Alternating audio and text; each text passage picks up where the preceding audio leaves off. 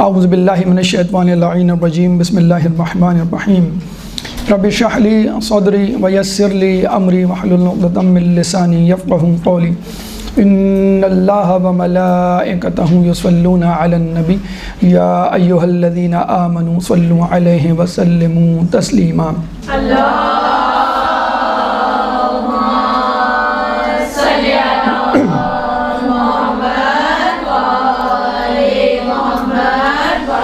हसद के हवाले से हसद के इलाज के सिलसिले में गुफ्तगू हमारी जारी थी और उसमें हमने इस इलाज को दो हिस्सों में तकसीम किया, इल्मी इलाज और अमली इलाज, काउंसलिंग, साइकोथेरेपी और उसके बाद प्रैक्टिकल स्टेप्स। तो आज हम जो है वो इस वक्त अमली इलाज की तरफ चलेंगे। इसके 6 मराहिल हैं, 6 स्टेप्स हैं, आपको स्टेप बाय स्टेप चलना है और आखिर तक पूरी कोशिश करनी है कि ये हसद जो है वो आपके दिल से, आज़ा जवारे से निकल जाए।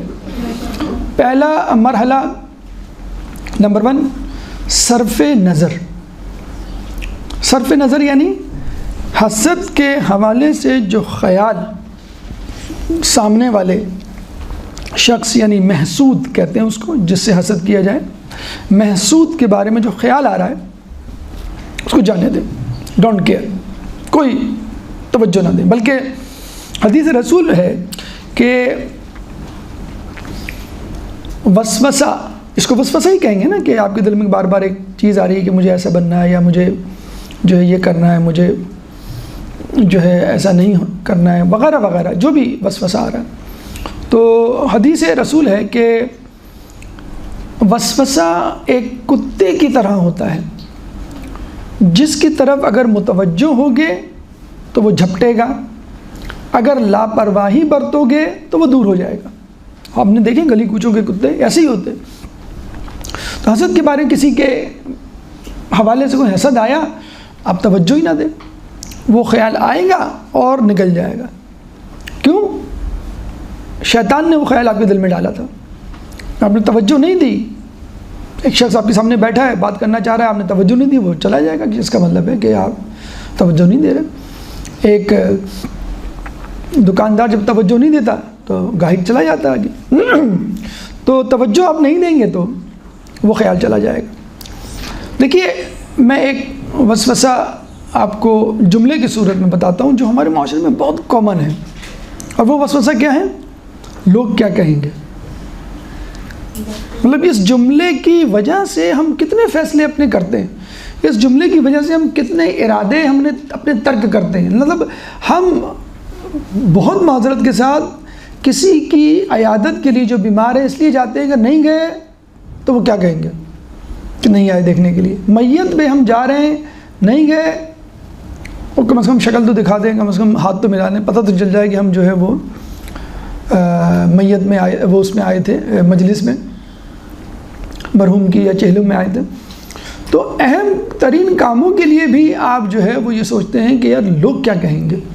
वो बड़ा अच्छा जुमला किसी ने कहा कि बचपन से लेकर जवानी तक आदमी इसी नज़रिए के तहत ज़िंदगी गुजारता है। लोग क्या कहेंगे, मुझे डॉक्टर बनना है, मुझे इंजीनियर बनना है, मुझे कारोबार करना है, मुझे कमाना है, मेरा ड्रेस अच्छा होना चाहिए, लोग क्या कहेंगे, तकरीब ऐसी होनी चाहिए, खाना ऐसा होना चाहिए, नहीं हुआ तो लोग क्या कहेंगे, शरीक हयात ऐसी होनी चाहिए या होना चाहिए, नहीं हुआ तो लोग क्या कहेंगे, बरादरी से हो, बरादरी से नहीं हुआ, लोग क्या कहेंगे, वगैरह वगैरह। लोग कमा रहे, मैं नहीं कमा रहा, मैं बाहर चला जाऊँ, नहीं गया तो इसी मकान में ज़िंदगी गुजार दी जाएगी, लोग क्या कहेंगे। बचपन से लेके जवानी, जवानी के बाद जब आप अपना पैसा, अपनी एनर्जी, अपनी काबिलियत सब कुछ खपा चुके होते हैं और आपको मालूम है this is my maximum limit, इसके ज़्यादा नहीं कर सकता, तो आप क्या कहते हैं, लोग भाड़ में जाएं, मुझे क्या फ़िक्र, माई फुट। वो किसी ने जाके अपनी लड़की की दावत दी, लड़के की वलीमे की, तो उन्होंने कहा कि आपने जो है वो हमें उनकी दावत नहीं दी। निकाह की यानी दी तो थी, कहने व्हाट्सएप पे दी थी आपने तो वो लड़के की माँ ये कह के उठ गई, जिसको आना है आए, ना आना है माई फुट गेट लॉस्ट। ये जुमला उनको कह के वो, तो अब ये हालात मतलब हो गए कि आदमी कहाँ तक लोगों को जो है वो कैटर करे। और मतलब लोगों का तो ये हाल है कि आप 5 स्टार होटल में वलीमा करें, बहुत अच्छा जिसे कहते हैं ना कि खूब 36 ऑन बोर्ड जिसे कहते हैं ना, फुल डिशेज़ हों उसकी 36, लोग बाहर निकलेंगे कहेंगे कि रायते में नमक कम था। तो मुझे कहते हैं ना कि किसी की शादी पे कम से कम कभी कमेंट नहीं देना, गलत कमेंट जिसे कहते हैं ना, कि उस बेचारे ने पत्नी कितनी बीसियाँ डाल के, कितना कर्जा लेके, कितनी रात कमाई, सालों की कमाई रात दिन की जमा करके ये खाना किया होगा। बहरहाल लोग क्या कहेंगे, ये जुमला। अच्छा दूसरी बात है कि अगर आपने कर भी लिया ना वो काम, तो वो लोगों के लिए क्या, क़यामत में एक बदतरीन शख्स कहा गया उसको कि जो खुदा के सामने आएगा और खुदा से मांगेगा मैंने ये किया ये किया ये किया, तो अल्लाह कहेगा तू उससे ले जिसके लिए किया था। तो फ़ायदा ही क्या, खुसूसन दीनदार लोगों के लिए तो बहुत ही अलमिया है कि आप गुनाहों से बचे, आपने नेकियां की, इतनी मेहनत की, किस लिए, लोग क्या कहें, तो खुदा क्या कहेगा, ये आपका फोकस होना चाहिए। तो बचपन से लेके जवानी तक आप क्या सोच के ज़िंदगी गुजारते हैं, लोग क्या कहेंगे। जवानी से लेके बुढ़ापे तक लोग कुछ भी कहें, मुझे इसकी कोई परवाह नहीं। मरने के बाद पता चलता है कि लोग तो आपके बारे में सोचते ही नहीं हैं। कब्र पे कतबा लगा हुआ था ना किसी का, मैं अहम था यही वहम था। तो आप पता नहीं क्यों डिल्यूजन ऑफ रेफरेंस कहते हैं उसको साइकोलॉजी में, कि आपको ये था लोग मुझे देख रहे हैं, लोग मेरे बारे में सोच रहे हैं, मैंने ये जुमला कह दिया, फ़लाँ ने नोट कर लिया होगा, अब ये मुझे मैसेज करेंगे और ये मसला होगा। इतना क्यों सोचते हैं, you are not that much important. खामखाई में अपने आप को इम्पोर्टेंट बनाया हुआ है कि लोग हमें देखेंगे, लोग हमारे बारे में बातें करेंगे, किसी ने ये सुन लिया मैंने किया है तो लोग क्या कहेंगे। वो उसी में जो है 10 मरतबा अपनी डीपी चेंज होगी, 10 मरतबा आपका स्टेटस चेंज होगा, 10 मरतबा मैसेज लिख के आप डिलीट करेंगे। यही व्हाट्सएप पे चल रहा है कि लोग क्या कहेंगे मैंने यही लिख दिया। और व्हाट्सएप के बारे में, स्टेटस के बारे में किसी ने कहा है ना कि आदमी स्टेटस डालता किसके लिए, पढ़ता कोई और है, समझता कोई और है। तो भाई हमने, वो मियाँ बीवी की लड़ाई चल रही है, उन्होंने एक दूसरे के बारे में डाला था, वो देखे, वो मतलब पूरी दुनिया को पता चल जाता है। खैरियत तो फ़ोन आने शुरू हो जाते हैं, नहीं भाई किसी क्या लड़की हुई, उसने कहा लड़की जो है वो खुदा की रहमत होती है, पता चला कि उनको ही मुबारकबाद के पैगाम, मुबारक हो 50 साल की उम्र में अल्लाह ने आपको।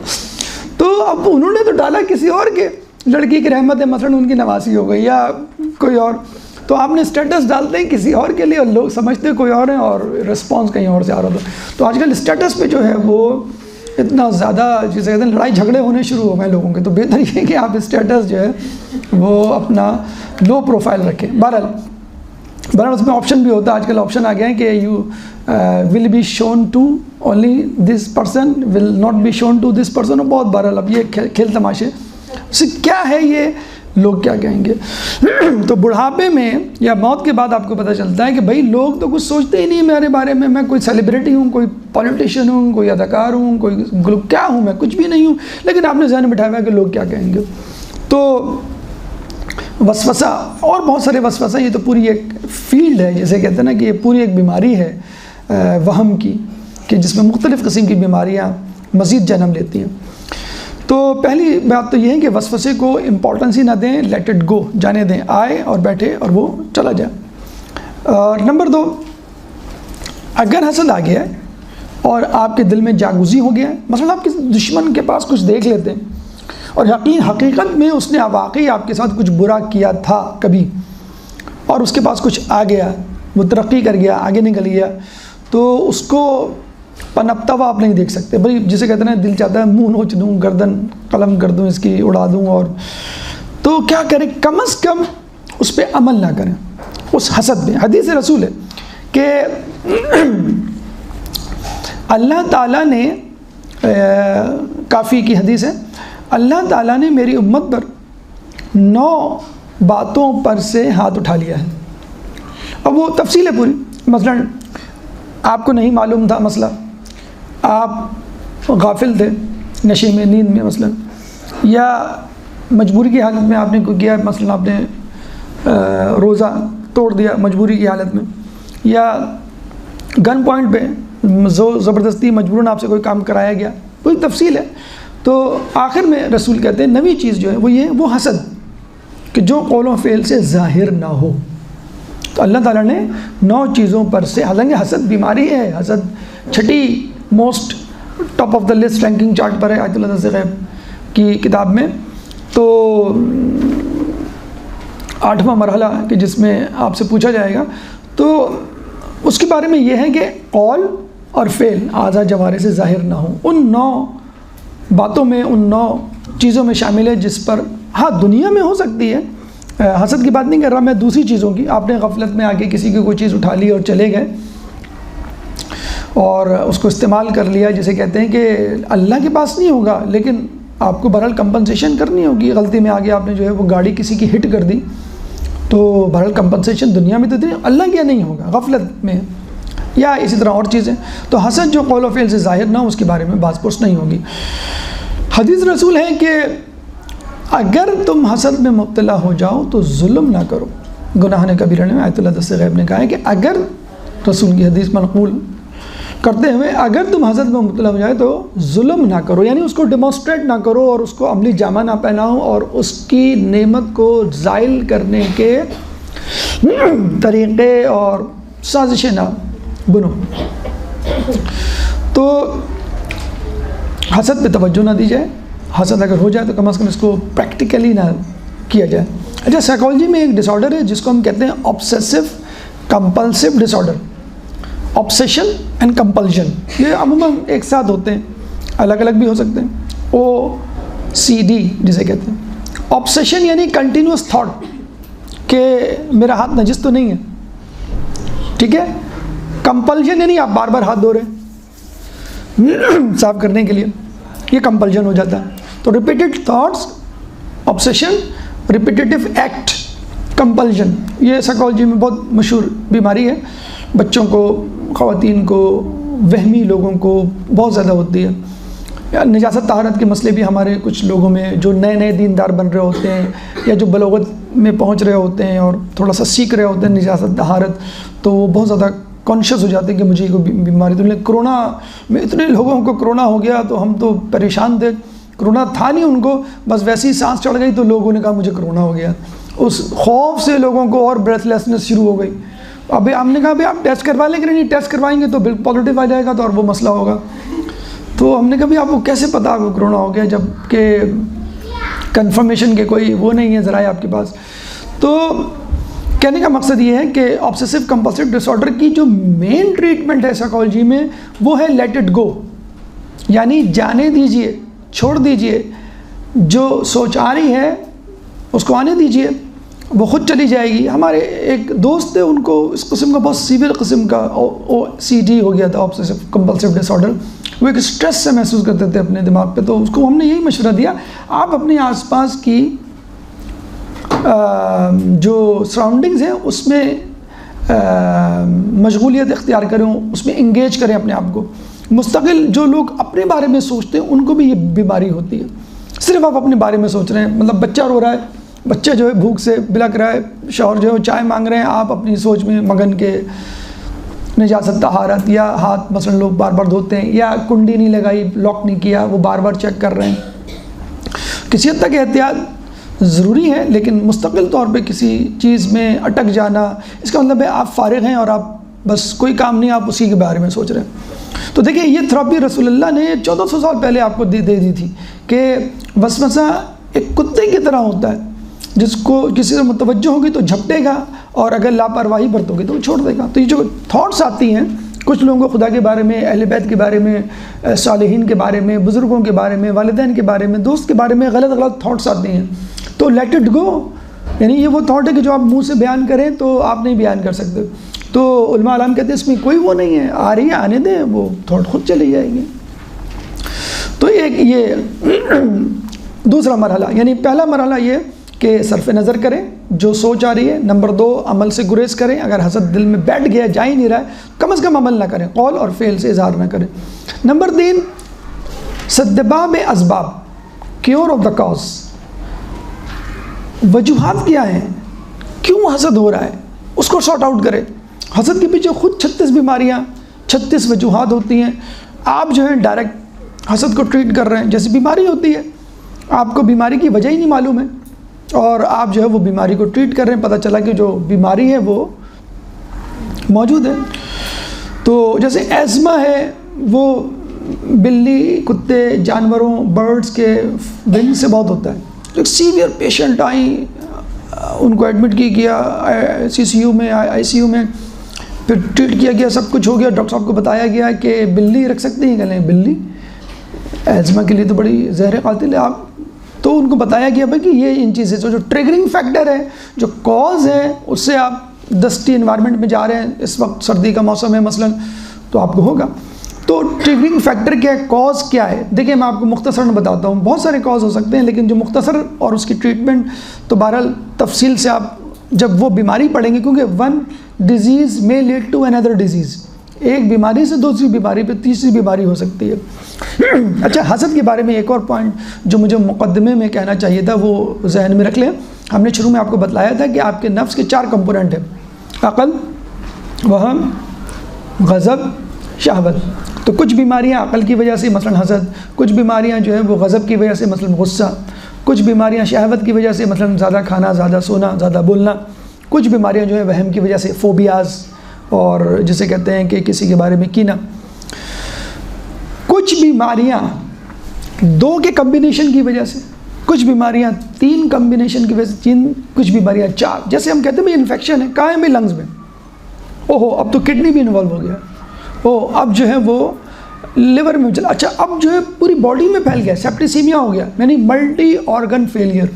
तो हसद के बारे में कहा जाता है it's a multi organ failure. ये चारों को इन्वॉल्व करता है, कर सकता है। बेसिकली तो अक़ल की बीमारी है, लेकिन शहवत की वजह से हो सकती है। शहवत यानी आराम, आसाइश, ख्वाहिशात की तकमील।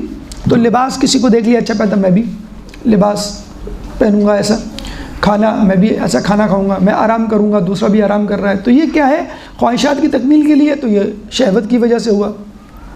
इसी तरह गज़ब की वजह से, इंतकाम, आपने कहा कि मुझे किसी से लेना है, तो कोई आपसे आगे बढ़ गया, तो ये गज़ब की क़ुव्वत आपने अपनी जो है एक्सप्लॉइट की, उसमें इन्फेक्शन हुआ, तो समझ लें कि बस अब गज़ब भी की क़ुव्वत भी डिस्टर्ब हो गई आपकी। वहम बार बार आ रहा है कि इसने कहा होगा फ़लाँ को, इसीलिए अम्मी अब्बू मुझसे नाराज़ हैं, हसद पैदा हो गया, तो ये वहम। तो ये मल्टी ऑर्गन फेलियर है। इसीलिए हसद के बारे में कहा जाता है कि कुछ उलमा का तो ये ख्याल है कि हर बीमारी का मंबा, जड़ ये हसद होती है। हमने आपको 3 बीमारियां बताई थी, हसद, लालच, तकब्बुर, जिसके बारे में इमाम शिशम ने कहा था ये कुफ्र के सतून है। और क्योंकि ये पहले होने वाले गुनाह या लग़्ज़िशें हैं, यानी तकब्बुर जो है शैतान ने किया, और हसद जो है वो काबिल ने किया, और लालच आदम अलैहिस्सलाम ने किया। अच्छा, लालच गुनाह नहीं है, तर्क औला था, इसकी तफसील फिर कभी आपके सामने पेश की जाएगी। तो जी जो 3 है ना, जो टॉप 3 या टॉप 3 मेन डिजीज़ हैं आपके, उनकी, इनमें भी हसद ऑन द टॉप है, यानी विक्ट्री स्टैंड पे गुनाहों में जीतने वाला देखा जाए तो वो हसद है। हसद की वजह क्या थी? तकब्बुर। शैतान को अबा वस्तकबरा व काना मिनल काफिरीन, तो तकब्बुर की वजह से तो हसद हुआ था। फिर लालच की वजह से हसद हो जाता है, मतलब आप किसी से आगे बढ़ना चाहते हैं, कोई चीज़ हासिल करना चाहते हैं। फिर मनसब, हुकूमत, बनु उमय्या, बनु अब्बास ने जो आइम्मा से हसद किया, उनको कत्ल किया, शहीद किया, वो सब हसद का शाखसाना था। अच्छा, एक हसद होता है सुस्ती काहिली से, जिसके बारे में मौलाना ने फरमाया कि महरूमी की एक वजह सुस्ती भी है, यानी आप कुछ कर नहीं रहे, पढ़ नहीं रहे, दूसरा आपसे आगे निकल गया, आपने कहा क्यों आगे निकल गया, और फिर आपने जो है उसको सताना शुरू किया, और आपने जो किताब घुमा दी, आपने जो है कुछ साजिश कर दी आपकी। वो हम अक्सर बचपन में रक्षा, टैक्सी, बसों के पीछे एक जुमला लिखा हुआ पढ़ते थे और सोचते थे ये जुमला इतना ज़्यादा क्यों लिखा जाता है, रक्षा, टैक्सी और उसके पीछे, मेहनत कर, हसद ना कर। तो हम सोचते थे, बाकी यकीन करें आजकल चाहे गरीब तबका हो, चाहे अमीर तबका हो, चाहे मिडिल क्लास तबका हो, हसद की बीमारी ने हर किसी का सुकून जो है वो मलियामेट किया हुआ है। तो तकब्बुर की वजह से हसद हो सकता है, वो अपने अंदर कम करें, शैतान को जैसे हुआ, लालच की वजह से हो सकता है, एक दूसरे को देख के आगे बढ़ना कि मुझे ये चाहिए, या जो है वो सुस्ती काहिली की वजह से हो सकता है। अच्छा, एक नाअहली की वजह से हो सकता है। नाअहली क्या है कि ठीक है मैंने कोशिश की लेकिन मैं नहीं सीख सका, मैं नहीं पढ़ सका, मैं इतना एक्सपर्ट नहीं हूँ मैथमेटिक्स में, मसलन मेरे अच्छे मार्क्स नहीं आए, तो ठीक है आप कनात कर लें थोड़ा सा, वही आगे बढ़ता रहेगा, वही जीतता रहेगा, ठीक है, कोई ऐसा मसला नहीं है। तो आप इसको नागुज़ीर देखिए, वल्लज़ीना जाहदू फ़ीना लनहदियन्नहुम सुबुलना, जो भी हमारी राह में जद्दोजहद करेगा हम उसको कामयाब करेंगे। अल्लाह ताला कंटिन्यूटी ऑफ एफ़र्ट्स, इस्तक़लाल की जज़ा देगा। कोशिश की कामयाब नहीं हुआ, कोई बात नहीं, मैं जज़ा दूंगा। लेकिन दुनिया में ऐसा नहीं होता। एक्सीडेंट हो गया, बीमार पड़ गया, फाइनेंशियल क्रंच आ गया, आप पीछे रह गए, तो दुनिया वाले तो आपको क्रॉस लगा देंगे, sorry you are fail, sorry you are not up to the limit, sorry you are fired, वगैरह वगैरह। लेकिन अल्लाह तो देगा, कम से कम ये सोच के आप खामोश हो जाएं, चुप हो जाएं। तो ये जो कॉज है, ये कभी सोचिएगा बैठ के सुकून से कि मेरे अंदर वजह क्या है हसद की। पहले तो हसद को डायग्नोज करें। हसद की डायग्नोसिस अलामत हमने बता सके आपको, शायद एक अलामत रह गई थी, वो मैं बता दूं कि जब महसूद यानी जिससे आप हसद कर रहे हैं उसकी तारीफ़ की जाती है तो आप बिल्कुल खामोश हो जाते हैं, आपका फेस बिल्कुल ब्लैंक हो जाता है, आपके चेहरे पे हवाइयाँ उड़ने लगती हैं। और जब सब्र नहीं होता तो आप कहते हैं कि भाई हमें, आपको मालूम नहीं उनका बैकग्राउंड क्या है, उनके करतूत क्या है, कभी आप बताएंगे हम आपको, उनके अम्मी अब्बू चचा पूरा ख़ानदान के बारे में हमें चट्टा बट्टा, मतलब ये फिर आप एक्सट्रीम पे चले जाते हैं। यानी सिर्फ आपका खामोश हो जाना, मतलब सब घर वाले तारीफ़ कर रहे हैं, माशाल्लाह जो नई बहू आई हैं बड़ी एक्टिव हैं, पूरा घर का चार्ट संभाल लिया, बड़ी बहू जो है वो खामोश बैठी हुई है, बिल्कुल जिसे कहते हैं टोटल ज़ीरो, जेट ब्लैंक, बल्कि ब्लैक फेस। तो ये जो कंपटीशन होता है दो भाभीयों में, दो बहुओं में या दो भाइयों में, खुद देखा जाए तो घर वाले भी इन्वॉल्व होते हैं। इन्वॉल्व इस तरह होते हैं कि भाई वो जो कमा रही है, जो अच्छे ख़ानदान की है, जिसके घर से जो बरी आई वो अच्छी आई, जहेज़ अच्छा आया, या तोहफ़े तोहफ़ आते रहते हैं, मुश्किल वक्त में इमदाद मिलती रहती है, उसका चर्चा, उसकी जो है तारीफ़ें ज़्यादा होती हैं। जो बेचारी हाथ से जा रही है, मतलब जो माल से नहीं कर सकता वो हाथ से, तो वो मुश्किल में होता है। उसकी वजह बहरहाल दूसरे लोग भी होते हैं हसद को प्रमोट करने में, मोटिवेट करने में।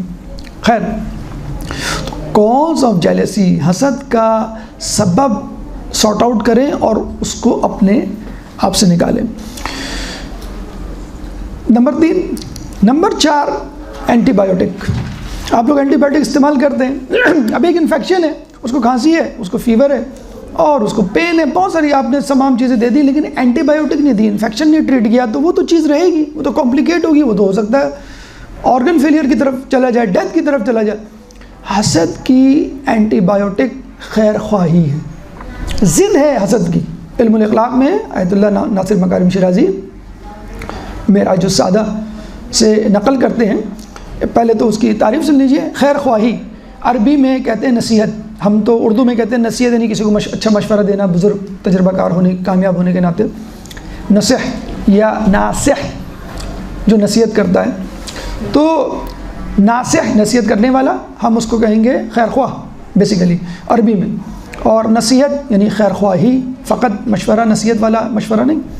तो अरबी में लफ्ज़ खैर ख्वाह, लफ्ज़ नसीहत जो है, नासिह जो है, बहुत वसी लफ्ज़ों में, बल्कि कुरान में सूरह हूद आयत नंबर 62 हज़रत नूह अलैहिस्सलाम से जो मनक़ूल है जुमला कि उबल्लिगुकुम रिसालाते रब्बी व अनसहु लकुम, कि मैं तुम तक अल्लाह का, अपने रब का पैगामात पहुँचा रहा हूँ, व अनसहु लकुम, और मैं तुम्हारी खैर ख्वाही चाहता हूँ। यहाँ पे नसीहत नहीं, मैं तुम्हें नसीहत करता हूँ, नसीहत तो कर रहे हैं, वो रिसालत का पैगाम पहुँचा रहे हैं, मैं तुम्हारा खैर ख्वाह हूँ। फिर इसी सूरह हूद आयत नंबर 68 में हज़रत हूद से मनक़ूल है कि उबल्लिगुकुम रिसालाते रब्बी व अना लकुम नासिहुन अमीन, कि मैं तुम तक अपने रब की बातें, पैगामात पहुँचा रहा हूँ और मैं बहुत ही अमानतदार नासिह खैर ख्वाह हूँ। तो खैर ख्वाही इतना बड़ा वस्फ़ है कि अम्बिया को नासिह कहा गया। फिर कितनी नसीहत करें, कितना अच्छा भला चाहें, क्या लिमिट हो। हदीस रसूल है खुद इल्मुल इखलाक में काफ़ी से नायतुल्लाह नासिर मकारिम शिराजी ने मनक़ूल की है कि तुम अपने ब्रादर मोमिन के लिए उतनी खैर ख्वाही चाहो जितनी खुद अपने लिए चाहते हो। ये तो आपने हदीस पढ़ी होगी इससे मिलती जुलती, कि बंदा उस वक्त तक मोमिन नहीं हो सकता जब तक अपने मोमिन ब्रदर के लिए वो ना चाहे जो अपने लिए चाहता है। अपना जो ड्रेस आपका है, आप चाहते हैं उसी वही ड्रेस हो। आप जो कारोबार कर रहे हैं, आप चाहते हैं कि दूसरा भी आपके साथ कारोबार में शरीक हो। आप जितना कमा रहे हैं, नहीं, हम तो ये सारे काम कर ही इसीलिए रहे हैं। हम ड्रेस पहन रहे हैं अच्छा कि सबसे अच्छे लगे, हम कमा रहे हैं कि सबसे ज़्यादा कमाएं, हम गाड़ी रख रहे हैं कि पूरे मोहल्ले में ऐसी गाड़ी ना हो, मोबाइल रख रहे हैं दोस्तों के पास कोई ऐसा मोबाइल, हम तो कर ही इसीलिए रहे। अगर दूसरे के पास वही चीज़ आ जाती है तो फ़ायदा क्या हमारी ज़िंदगी गुजारने का। वही बात जो अभी हो रही है कि कंपटीशन में ज़िंदगी, तो यहाँ तो कंपटीशन को नल एंड वाइट कहा जा रहा। हम तो अल्लाह तो कह रहा है कि भाई, अल्लाह का रसूल कह रहा है कि तुम बिल्कुल वही चीज़ चाहो जो अपने लिए चाहते हो। तो ये लेवल कैसे करें खैर ख्वाही। लोग समझते हैं भाई आपने पैसे दे दिए ये खैर ख्वाही हो गई। कोई बात नहीं, अगर आपके पास पैसे नहीं है आप उसको वक्त दे दें, आप उसके साथ 2-4 लोगों के पास जाएं, आप उसकी मदद के लिए मसलन हॉस्पिटल उसको लेके चले जाएं, बिल कोई और दे दें, कोई मसला नहीं है। ये दोनों काम भी नहीं कर सकते, मशवरा जो तजर्बे से मसलन डॉक्टर का मालूम है, मेडिकल स्टोर का मालूम है, या किसी भी जगह का मालूम है, फ़लाँ के पास चले जाओ ये मसला हो जाए। ताल्लुकात बहुत कनेक्शंस होते हैं आपके, कि आप कहेंगे तो वो आदमी काम कर देगा, दूसरा कहेगा तो शायद नहीं। तो किसी तरह भी आप काम कर सकते हैं, करें। जज़ा अगर आप सुनेंगे तो आप हैरान होंगे कि हदीस रसूल इसी इल्मुल अखलाक में आयतुल्लाह नासिर मकारिम शिराज़ी ने काफ़ी सी नकल की है कि रोज़े महशर अल्लाह के नज़दीक बुलंद तरीन मुकाम उसका होगा कि जिसने दुनिया में लोगों की खैर ख्वाही में सबसे ज़्यादा तगदो की होगी। हम समझते हैं भाई बड़ा अमामा रख लिया आपने, आपने अबाक़बा पहन लिया, आपने हिजाब ज़बरदस्त किस्म में कर लिया, आपने नवाफिल पढ़ लिया, आपने मुस्ताहब रोज़े, अब बस शायद ये होंगे सबसे आगे। माशरे में कितने लोग हैं मैं जानता हूँ कि भाई कहाँ जा रहे हैं भाई, हम सुरजानी डाउन जा रहे हैं, कहाँ जा रहे हैं भाई, हम मलिर जा रहे हैं। भाई क्या मसला आपके साथ, कभी मशरिक़ कभी मगरिब, वो किसी बच्ची की शादी है, किसी का मकान बनवाना है, किसी का कुछ करना है, और सोशल मीडिया पे कोई उनकी बात नहीं, ना कोई उनको जानता है। पता चलता है कि भाई वो तो इतने काम कर रहे हैं। तो हम वही मैंने कहा ना कि दीनदारी के एक लेवल हमने लगाया हुआ कि बस हिजाब कर लिया, दाढ़ी रख ली, नमाज़ पढ़ ली, हलाल हराम मसाइल सीख लिए, और कोई खैर ख्वाह है तो हंस उससे अपना हाथ खींच लिया। रसूल क्या ये कहते थे कभी? कोई रसूल तो बैठे होते थे, जिसे कहते हैं हम बैठे हुए मूड में, आपको हसद पढ़ाने के लिए कोई आ जाए भाई मुझे कुछ चाहिए, हम कहेंगे भाई मैं दर्स दे रहा हूँ, जाके इंतज़ामिया से लीजिए। यही होगा ना, रसूल दीन की बातें बता रहे हैं, अकायद सिखा रहे हैं, एकदम से एक आदमी खड़ा होता है, रसूल मेरे पास पैसे नहीं है, पैसे दे दीजिए कुछ, अल्लाशू। रसूल ये नहीं कहते थे भैया तुम डिस्टर्ब ना करो मेरी क्लास, मेरा दर्स, जाओ अभी ज़रा बाहर बैठो मैं थोड़ा सा ये सिखा, नहीं, उसी वक्त कहते थे कि भाई कोई है जो इसकी मदद करे। अगर अपने पास होते थे अपने पास, एक सहाबी थे, उसकी भी कभी मैं इंशाल्लाह तफसील बताऊंगा, रसूल देख देख के कुढ़ते थे, सहाबी को देख के बहुत फ़क्र फाक़े के मारे हुए, और क्या कहते थे, ए साद, पत्नी साद नाम था, क्या था, ए साद अगर अल्लाह ने कभी मुझे दिया तो मैं तुझे ज़रूर नवाजूंगा। दूर से देखते थे। और कभी हमने ये सोचा किसी गरीब मुफलिस परेशान हाल, किसी मुसीबत में मुब्तला रिश्तेदार के लिए कभी हमने सोचा इंशाअल्लाह अल्लाह ने कभी दिया हम इनको दिखाएंगे ये कहते हैं हम, अल्लाह ने कभी दिया था हम इनको दिखाएंगे, जिस तरह इन्होंने हमें जो है फ़लाँ फ़लाँ वक्त पे दिखाया था ना, शो ऑफ़ किया था, तो हम कभी नहीं सोचते अल्लाह ने कभी दिया तो मैं इसको दूंगा, मैं इसको दूंगा, मैं इसका मसला हल करूंगा। और कहते हैं कि अल्लाह के रसूल की हालत ऐसी हो गई थी कि अल्लाह ने जिब्राइल को 2 दिरहम, जैसे कहते हैं 20 रुपये लेके भेजा आजकल के, जाओ ये रसूल अल्लाह को दे दो और वो उनको कहो कि साद को दे दें। और कहते हैं कि वो मिलियनर बने थे उस ज़माने में, मिलियनर, यानी इतनी बड़ी दुकान, इतना बड़ा बिजनेस कि वो मदीने से बाहर तो वो शिफ्ट हो गए थे। खैर चले मैं उसको मुकम्मल ही कर दूँ उस वाक़े को। तो वो पहले जो है 5 नमाज़ों में आते थे, बाजमात पढ़ते थे, फिर वो फरादा पढ़ने लगे, फिर बिज़नेस और बढ़ा तो 5 की जगह 4, फिर 3, फिर 2, फिर 1, फिर जुम्मा, फिर जुम्मे से भी गए। और रसूल अल्लाह ने एक दफ़ा उनको बुला ही लिया, साद वो जो 2 दिरहम दिए थे हमने वो हमें वापस कर दो। अरे रसूल आप 2 दिरहम, मैं आपको 2000 दिरहम देने के लिए तैयार हूँ, ये लीजिए। रसूल ने कहा नहीं, मुझे वो 2 दिरहम चाहिए जो मैंने तुम्हें दिए थे। उसने वो जो 2 दिरहम रसूल के दे दिए, रसूल को निकाल के। उस वक्त से उसका कारोबार डिक्लाइन होना शुरू हुआ उन साहब का, और फिर उसी लेवल पर आ गए और 5 वक्त की नमाज और नमाज के बाद ज़िक्र अस्कार में मसरूफ़ रहे। तो देखिए फिर वही बात आ गई ना कि आप जो कहते हैं ना कि पैसा पैसा पैसा पैसा सब मसले का हल है, हर जगह जो है इसी की दुहाई है। जो पैसे वाले कभी जाके उनको पूछें, हमारे पास तो माशाल्लाह वो निचला तबका ऊपरी तबका सब आ जाते हैं ना, तो सबों का बैरोमीटर पता चल जाता है हमको कि कौन सुकून में कौन सुकून में नहीं है। सुकून में वही है जो क़नाअत में, जो कहता है कि अल्लाह ने जो दिया है मैं उस पर राज़ी हूँ। जो हसद नहीं कर रहा वो दुनिया में नहीं है, वो अर्श पर चहलकदमी कर रहा है, उस आदमी की तरह जिसके अल्लाह के रसूल ने जन्नत की बशारत दी है, मूसा अलैहि सलाम ने देखा। बहरहाल तो खैर ख्वाही की हम बात कर रहे थे कि अम्बिया ने खैर ख्वाही की और इसकी जज़ा जो है कि इंसान जो है क़यामत में बुलंद तरीन मुकाम पर होगा, जो जिसने सबसे ज़्यादा तगदो की होगी। 5वीं चीज़ मुतबादिल, सब्स्टिट्यूट। देखिए हेरोइन का एक पेशेंट आता है परेशान, अब वो नहीं छोड़ सकता हेरोइन, तो हम क्या करते हैं उसको सब्स्टिट्यूट देते हैं, ओपियम दे देते हैं या कोई ऐसी मॉर्फिन दे देते हैं, कोई ऐसी दवा दे देते हैं, डायज़ेपाम दे देते हैं जो थोड़ी सी ड्राउजी कर दे उसको और वो समझे। सिगरेट एक स्मोकिंग का शौक़, उसको हम ई सिगरेट दे देते हैं, भाई चलो ई सिगरेट से आप दिल बहलाएं। चिंगम दे देते हैं जिसमें थोड़ी सी निकोटीन जैसा टेस्ट हो, तो सब्स्टिट्यूट देते हैं। अगर आप ये कहते हैं भाई मैं खैर ख्वाही नहीं कर सकता, इतनी बड़े दुश्मन है, मैं तो वो आए करीब तो मैं जो हूँ उनका मुँह नोच लूँ और सर कलम कर दूँ, और आप कह रहे हैं कि उनको तोहफे तोहफ़ दो, उनके लिए मदद, मैं नहीं कर सकता। अगर आप नहीं कर सकते खैर ख्वाही, यानी जो कि एंटीबायोटिक है, अपोजिट है, मुतबादिल। हसद का मुतबादिल क्या है? रश्क, जिसका तज़किरा पहले हुआ, जिसको लोग बाज़ औक़ात गलती से हसद समझते हैं, और वो होता रश्क है। रश्क हाईली रिकमेंडेड है। रश्क क्या है? जिसको अरबी में हम गिब्ता या मुनाफिसा कहते हैं। क्या है रश्क? दूसरे के पास मौजूद नेमत की ख्वाहिश करना, ठीक है। और हसद क्या था? दूसरे के पास मौजूद नेमत के ज़ाइल होने की, कि वो चीज़ चली जाए, टूट जाए, उसकी ख्वाहिश करना। नहीं, यहाँ पे हम क्या कह रहे हैं, आपके पास अच्छा कलम है, अच्छा ड्रेस है, अच्छी गाड़ी है, अच्छे तरबियत याफ्ता बच्चे हैं आपके, अच्छा शौहर, अच्छी बीवी, व्हाटएवर, अल्लाह मुझे भी ऐसी चीज़ दे, तो इसको हम कहते हैं रश्क। ये रिकमेंडेड है, और इसके बारे में उल्मा ने तो ये भी कहा है कि बाज़ औक़ात तो रश्क वाजिब हो जाता है।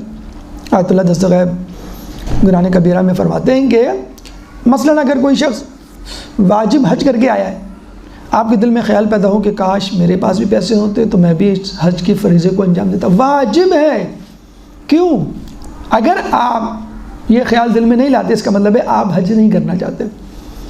3.5 लाख 5 लाख आएंगे तो आप जो है वो कुछ सेकंड हैंड गाड़ी ले लेंगे, आपके जहन में पहले ये है, मतलब हज की तरफ तवज्जो ही नहीं है आपकी। वाजिब है इस वक्त हज की ख्वाहिश।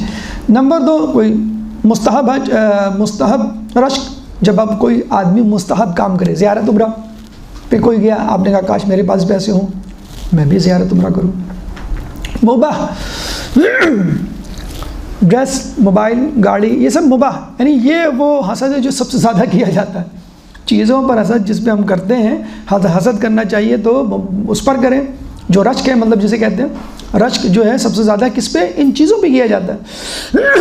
दीनदारी, इल्म पे रश्क नहीं किया जाता। जो मुबाह रश्क है उसको हमने अपने ऊपर वाजिब कर लिया। ताकीदी मौला की हदीस मीज़ानुल हिकमत में रिशहरी ने लिखी है, 2 किस्म के लोगों के बारे में कहा गया है कि इन पे रश्क करो। 2 लोग रश्क के काबिल हैं। एक वो मालदार जो अल्लाह की राह में खर्च करे, और एक वो कुरान का हामिल, इल्म के हामिल, कुरान के इल्म का हामिल जो उस पर अमल करे। यानी दुनियादार जो लोगों पे माल खर्च करे, और दीनदार जो बाअमल हो। ऐसे लोगों के बारे में कहा गया है कि इन पर रश्क करना चाहिए, ये रश्क के काबिल हैं। ममनू रश्क, ये जैसे हमने पहले बताया था कि इम्पॉर्टेंट है समझना, कुछ रश्क ममनू है। आपको याद होगा कि हमने आदम अलैहिस्सलाम का किस्सा सुनाया था कि जब उनको वो अनवार मुक़द्दसा अहले बैत अतहार के दिखाए गए तो अल्लाह ने कहा इमाम रज़ा अलैहिस्सलाम से रवायत कि इन पर रश्क ना करना, हसद तो दूर की बात, रश्क ना करना। वला ततमन्नौ मा फज़्ज़लल्लाहु बिही बाज़कुम अला बाज़। ये हमने कुरान में आयत सुनाई थी कि तमन्ना भी न करना उस फजीलतों की जो अल्लाह ने कुछ लोगों पर फ़ौक़ियत दे के दी है। तो आप अहले बैत नाउज़ु बिल्लाह, अल्लाह मुझे, उम्मे सलमा मौजूद थी ना हदीस किस्सा में, आपने सुना होगा, उन्होंने क्या कहा था, मैं भी शामिल हो जाऊँ उनके दिल में? नहीं, तुम नहीं शामिल हो सकती। तो अहले बैत के बारे में सोचना भी नहीं कि मेरा ये मुकाम हो जाए। दूसरा रक्श जो ममनू है, जो हो नहीं सकती बात, अनहोनी, काश मैं अपने चचा के घर में पैदा हुई होती, वो कितने माशाल्लाह खुशहाल हैं, उनकी बच्चियां क्या माशाल्लाह लश लाइफ गुजार रही हैं, पत्नी हमारे अब्बू क्यों पीछे रह गए, क्या मसला है उनके साथ। या किसी दोस्त को देखा आपने, काश मैं इसके घर पैदा हुई होती। या कुछ पाकिस्तानी नौजवान नस्ल लोग क्या कहते हैं, काश मैं अमेरिका में पैदा हुआ होता तो मैं तो बस अमेज़ॉन का जो जेफ बेज़ोस है वो कुछ नहीं होता, वो मैं उसको मुलाजिम रख लेता अपने पास। तो ये अहमकाना रश्क हैं कि जो मुमकिन नहीं है, और कुछ लोग जानबूझ के करते हैं ताकि वो बात पूरी ही ना हो और आप जो है वो कुछ करने के लिए हामी ना भरें। तो बहरहाल, तो ममनू जिसे कहते हैं ना कि रश्क, जो कि जिनको मना किया गया है कि इनका कोई फ़ायदा नहीं है, मतलब अहले बैत के हवाले से तो वो फिर गुनाह में शामिल हो जाएगा। तो ये जिसे कहते हैं ना मुतबादिल या सब्स्टिट्यूट, अगर आप एंटीबायोटिक नहीं ले सकते, आप रोक नहीं सकते, तो आप ये डायरेक्शन को चेंज कर लें। वो जिसे कहते हैं ना कि उल्टी आ रही हो तो आप कहें इसको जल्दी से उल्टी का इंजेक्शन लगाओ, भाई उसको तो उल्टी आ रही है, वो तो आप ही के ऊपर उल्टी कर देगा, आप इंजेक्शन लगाएंगे। क्या कहेंगे, भाई आप ज़रा वो वॉश बेसिन में वहाँ चले जाएँ। सैलाब, बारिश होती है, सैलाब आता है, आप कहते हैं भाई सैलाब नहीं आना चाहिए, बारिश नहीं होनी चाहिए, भाई बारिश तो होगी, सैलाब तो आएगा, डैम बनाए हम। तो आपने पानी को रोका और अकॉर्डिंग टू योर सिचुएशन आपने उसको कंट्रोल कर लिया। तो पैशन या ख्वाहिशें होनी चाहिए, डायरेक्शन चेंज कर दें तो पॉजिटिव हो जाएगी। जैसे शादी, एक डायरेक्शन चेंज कर दी ख्वाहिश की, वो हलाल हो गई, बल्कि अल्लाह ताला ने उसमें बरकत दी, फ़क्र फ़ाक़ा दूर किया, तरबियत औलाद वगैरह वगैरह। और डायरेक्शन नहीं चेंज की तो आप तो खैर ख्वाही अगर नहीं कर सकते, जो यकीनन बड़ा मुश्किल काम है, ये तो शायद जब आप बहुत ही तक़वे और खुलूस के आला दर्जे पर हों करें, तो आप मुतबादिल कम अज़ कम तलाश कर लें, रश्क कर लें और अल्लाह से ये कहें, क्योंकि ये देखा गया है 50% ऑफ द केसेस वो ट्रीट हो जाते हैं। यानी किसी को देख के आपको हसद हुआ, अगर आपको वो चीज़ मिल गई, मसलन फ़र्ज़ कर लें बच्चों को हम कुछ खाने पीने की चीज़ दे रहे हैं, एक बच्चे को नहीं मिला तो वो झपटेगा दूसरे बच्चे की तरफ ना, हसद के मारे लड़ाई झगड़ा करेगा, उसको फ़ौरन वो चीज़ दे दी जाए। यानी अम्मी कहेंगे बेटा मैं भूल गई थी आपको देना, तो आप देखिएगा वो फ़ौरन खामोश हो जाएगा, उसका हसद जो है ख़त्म हो जाएगा। तो हसद को रश्क में तब्दील करें, जब रश्क में तब्दील होगा तो फिर अल्लाह उसमें बरकत डालेगा। क्यों? हसद गुनाह है, गुनाह में बरकत नहीं होती। रश्क एक पॉजिटिव चीज़ है, रिकमेंडेड चीज़ है, स्पेशली नेक कामों में तो हाईली रिकमेंडेड है, तो अल्लाह उसमें बरकत डालेगा। ये सारी बातें 5 स्टेप्स जो हमने कहा कि सरफ़ नज़र, नंबर 2 अमल से गुरेज, नंबर 3 कॉज को ट्रीट करें, नंबर 4 एंटीबायोटिक दैट इज़ खैर ख्वाही, और नंबर 5 मुतबादिल सब्स्टिट्यूट दैट इज़ रश्क। ये तमाम बातें थी किसके लिए? हसद करने वाले के लिए। थोड़ा सा उस बेचारे के बारे में भी सोच लें जो महसूद है, जो हसद का शिकार है, विक्टिम जिसे कहते हैं, जिसको परेशान किया जा रहा है, जिसकी ग़ीबत की जा रही है, जिसके ख़िलाफ़ साजिशें की जा रही हैं और कत्ल तक तारीख़ में जैसे आया आइम्मा और उनके मानने वालों को, वो बेचारा क्या करे। देखिए, पहले बात तो ये जान लीजिए कि अगर मोमिन के लिए बल्कि कहा गया है कि मोमिन की निशानियों में से एक निशानी है कि मोमिन से हसद किया जाता है। अच्छा, दुनियावी एतबार से अगर आपके पास कोई चीज़ है और कुछ लोगों को नज़र आ गई तो जाहिर सी बात है आपसे हसद किया जाएगा। तो मौला की बड़ी अच्छी हदीस है, अपनी एहतियाज की बरआरी के लिए उनको छुपाओ। क्यों? कि हर हामिले नेमत से हसद किया जाता है। एहतियाज की बरआरी, to accomplish your dream, to accomplish your necessities, requirements, यानी तुम कुछ चाहते हो, डिज़ायर्स कुछ चाहते हो तो ठीक है, उन पे काम शुरू करो और लोगों को ना बताओ। अच्छा ग्रेड लाना चाहते हैं, काम शुरू करें, पढ़ाई शुरू करें, लोगों को ना बताएं। कारोबार करना चाहते हैं, कमाना चाहते हैं, शुरू करें, लोगों में ढंडोरा ना पीटें, एक्सेप्ट जो रिलेवेंट लोग हैं उनको तो खैर बताना पड़ेगा, क्योंकि हर हामिले नेमत से हसद किया जाता है। हमारे यहाँ कितना बुरा हाल है कि हम सबसे पहले लोगों को ढंडोरा पीटते हैं, चीज़ हुई नहीं होती और हम जो है वो लोगों को बताते फिरते हैं। तो अच्छा, पहले जो मैं भूल गया, नज़र बद के हवाले से जो महसूद को लगती है कि ये हकीकत भी है कि नहीं, तो कुरान में सूरह फलक आयत नंबर 5, वमिन शर्र हासिदिन इज़ा हसद, मुझे हसद करने वाले के हसद से बचा जब वो हसद करे, तो इसका मतलब है इट इज़ अ फैक्ट। रसूल की हदीस है कि तकदीर पर कोई चीज़ गलबा नहीं पा सकती सिवाय हसद के, बद नज़री के, हसद के नज़र बद से, यानी जो शख्स हसद के मारे नज़र बद डाले। तो होते हैं ख़ानदान में कुछ ऐसे लोग, या अभी एक साहब को मैंने देखा बहुत ज़बरदस्त, उनके पास बाइक थी बग़ैर किक के जो चलती थी 150, तो मैंने कहा माशाल्लाह आपके पास तो बड़ी अच्छी बाइक है। कहेंगे सर बस नज़र ना लगाइएगा, बाइक ख़रीदने के दूसरे दिन मेरा एक्सीडेंट हुआ और 2 फ्रैक्चर हुए। तो होता है नज़र बद वाकई बहुत बड़ी हकीकत है और बड़ी ख़तरनाक चीज़ है कि तकदीर पर गालिब आ जाती है। और फिर आगा सिस्तानी से भी सवाल पूछा गया कि वाकई कोई हकीकत है या ऐसी ही लोगों ने उड़ाई भी, तो आगा सिस्तानी ने भी कहा कि हकीकत है ये कि नज़र बद लगना। इसका इलाज नज़र बद यानी महसूद के लिए क्या करें, जैसे तो हमने जो इलाज पहले बता दिया था कि अपनी एहतियाज बर आरी को छुपाने से मुकम्मल करो, यानी अपनी ज़रूरत को पूरा करना है तो अपने मंसूबे अपने इरादों को छुपाओ, क्योंकि हर हामिले हसद से जो है वो हामिले नेमत से हसद किया जाता है। दूसरा एक वजीफ़ा जो कि नाजुल फसाह में रसूलुल्लाह की हदीस की सूरत में छोटा सा वजीफ़ा है, सूरह फलक को अपने हाथ से लिख कर या किसी के हाथ से लिख कर आप उसको तावीज़ के तौर पे अपने पास रख लें, उस पर्चे को, छोटी सी चिट को। एक लॉन्ग टर्म एक बड़ा वजीफ़ा भी आयतुल्लाह बहजत ने हदीस और कुरान की रोशनी में डेफिनेटली बताया है। नंबर 1, फजर के वक्त बाआवाज़ बुलंद अपने घर में आज़ान दो। होता है घर में कोई आफत मुसीबत हसद की वजह से। नंबर 2, छोटा कुरान अपने साथ रखें। नंबर 3, 50 आयात कम से कम रोज़ाना पढ़ें। नंबर 4, आयतुल कुर्सी बार बार पढ़ें जितना आप पढ़ सकते हैं। नंबर 5, सूरह फलक और सूरह नास जिसको हम माउज़तैन कहते हैं, रोज़ाना कम से कम 1 मरतबा ज़रूर पढ़ें। और नंबर 6, रात को सोने से पहले 4 कुल की तिलावत करके सोएं। तो ये महसूद के लिए कि जो बेचारा विक्टिम है, जो बेचारा शिकार है हसद का, वो क्या करे। आखिर में कलाम आखिर या हासिल कलाम के तौर पे हम सिर्फ ये कहना चाहेंगे कि हसद एक शदीद किस्म की बीमारी है, और इस शदीद किस्म की बीमारी में सबसे मुश्किल मरहला खैर ख्वाही, यानी लोगों की भलाई चाहना। किसकी भलाई चाहना कि जिससे उसूलन आपको हसद होना चाहिए।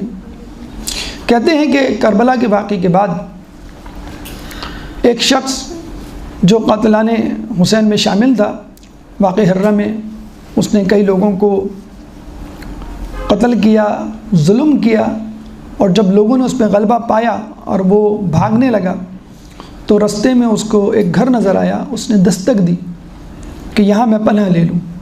तो एक बुज़ुर्ग ने दरवाज़ा खोला। बुज़ुर्ग को देखते ही वो कांपने लगा कि ये बुज़ुर्ग मुझे पहचान लेगा और अब मुझे कत्ल करने का हुक्म देगा। लेकिन उसके मुताबिक इत्तेफाक से बुज़ुर्ग ने नहीं पहचाना। उसने फ़ौरन कहा, जब ये समझ गया कि बुज़ुर्ग ने नहीं पहचाना, तो कहा कि मैं मुसाफिर हूँ, लोग मेरे कत्ल के दर पे हैं, आप मुझे पनाह देंगे। उस बुज़ुर्ग ने उस शख्स को अंदर बुलाया, गरम गरम रोटियां खिलाईं, आराम के लिए बिस्तर दिया। जब वो जाने लगा तो उसको कहा कि तुम्हारी सवारी मरियल है, कमज़ोर है, लोग तुम्हारे पीछे हैं, तुम मेरा घोड़ा ले लो, मेरी सवारी ले लो, तुम जल्दी पहुंच जाओगे अपने मुल्क। और 3 दिन का खाना उसको दिया। वो शख्स सवारी पे सवार हुआ, चंद कदम चला, वापस पलटा और कहा, आपने मुझे पहचाना नहीं। तो बोलने वाले ने कहा, बुज़ुर्ग ने, कि हाँ मैं पहचान गया कि तुम मेरे भाई शहज़ादा अली अकबर के कातिल हो। तो पनाह लेने वाला हसीन बिन नमीर था। और पनाह देने वाले इमाम सज्जाद थे। तो अपने ऊपर जुल्म करने वालों की खैर ख्वाही अगर सीखनी है तो अहले बैत से सीखिए। अल्लाह ताला से दुआ है कि हमें अहले बैत की तालीमात पर चलने की तौफ़ीक़ अता फरमा।